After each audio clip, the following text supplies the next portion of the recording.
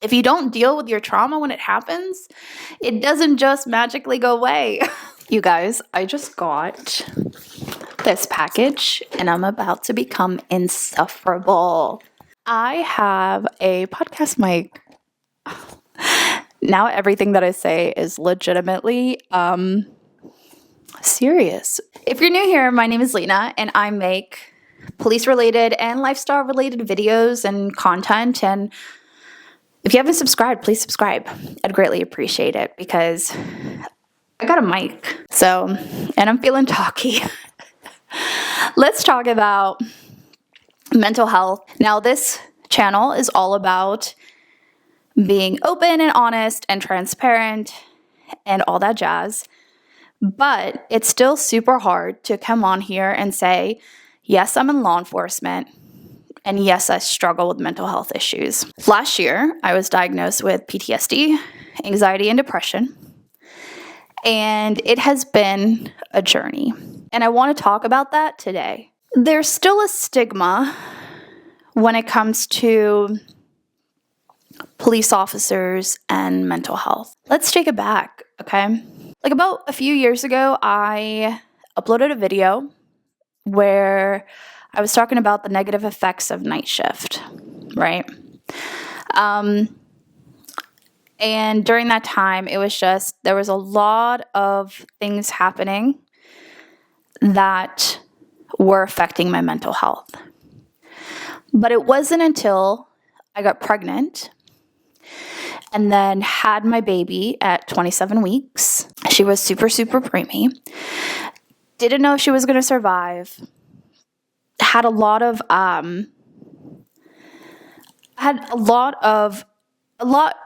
thoughts and feelings and things associated with that time in my life, and I've worked through it in therapy.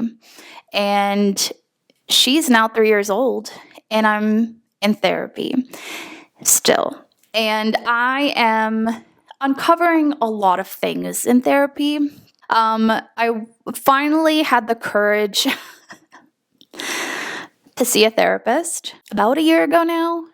And I didn't realize that for the 3 years prior, I was literally drowning.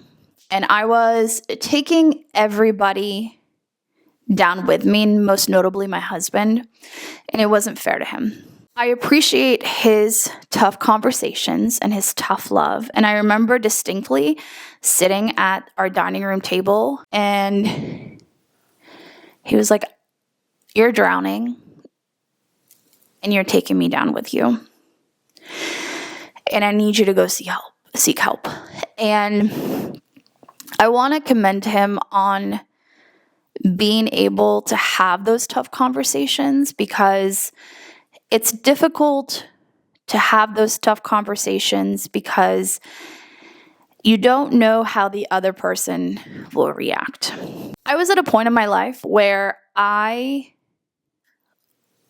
honestly, thinking back on it, I was not the healthiest.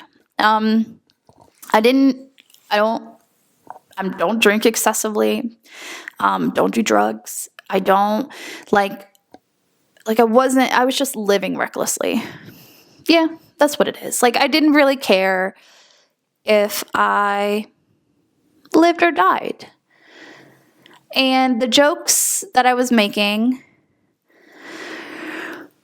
were they were hitting too close, and they were no longer funny, but they were never funny. And maybe they were a cry for help. But I am grateful, again, that he had the courage to tell me exactly how it is, and to ask me to finally seek help. And I did.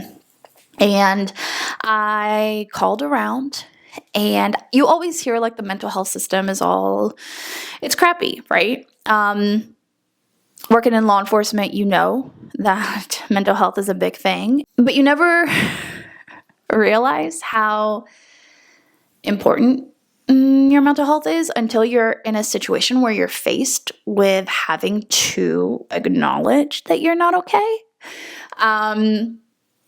And that's where I was. So yeah, so this is an emotional topic for me, as you can tell, but this is something that I've always wanted to talk about, and this is my channel, and we're going to talk about what I want to talk about because I got a fancy new mic. I'm obsessed with these things. I've seen them all around TikTok and Instagram and YouTube, and I was like, I have FOMO. So I ordered myself one, and I ordered my husband one, so one of these days I'll get him talking. So anywho, I finally got the courage to reach out to a psychiatrist because at that point, my mental health was shot. Like I wasn't, I don't know if I could say that word, but I wasn't, but it was kind of like passive thoughts where I would wonder, like I would be driving down like a highway and just be like, oh, I could literally crash my car into that cement barrier. Man, wouldn't it be great if the huge truck carrying those logs just T-boned me and I just died? So those were the thoughts that I was dealing with. And when I met with my psychiatrist, I met with a psychiatrist first because I knew that I needed meds because I was in such a deep hole that therapy was a secondary source for me. So I smile when I'm uncomfortable, which is why you're going to catch me smiling a lot in this. But I met with a psychiatrist and I hit it off with that psychiatrist. And prior to me even meeting him, it had gotten to the point where my anxiety was through the roof. I was getting like stress rashes up and down the side of like my face, my neck, and my like chest. And that was like a weekly occurrence in addition to me not being able to sleep. And then if I did go to sleep, I would wake up in a panic and wasn't able to fall back asleep. So I was having a good time the past few years, a great time actually. So when I sat down with my psychiatrist and I was like explaining everything, and he just looked at me and he goes, normally I don't push medication, but for you, we're going to get you started on some antidepressants and anti-anxiety meds right now. Always had general anxiety, but it got to the point where I was just, everything was too much and everything had compounded over the past, I want to say 5 years, that my breaking point was my daughter's birth and all the trauma that came with it. And then instead of dealing with that, I didn't. And newsflash, folks, if you don't deal with your trauma when it happens, it doesn't just magically go away. It doesn't. It rears its ugly head. It rears its ugly head at the most inopportune times. So I got on meds, and then my next thing was to find a therapist that I could click with. And I've always heard that, you know, therapy is like dating. The first one will never stick, but you have to like keep working at it. A few months went by and I was like, I met with my psychiatrist and he's like, how's the therapy session? Like, how's the therapy going? Did you find somebody? And I was like, yeah, I'm going to do it. I'm not really good about talking about my feelings, but I'm going to do it. And then he was like, I need you to do it. So then I went up to the desk, the front desk, and I was like, hey, who's available between these two? And I was able to get a therapist and I started going weekly, and I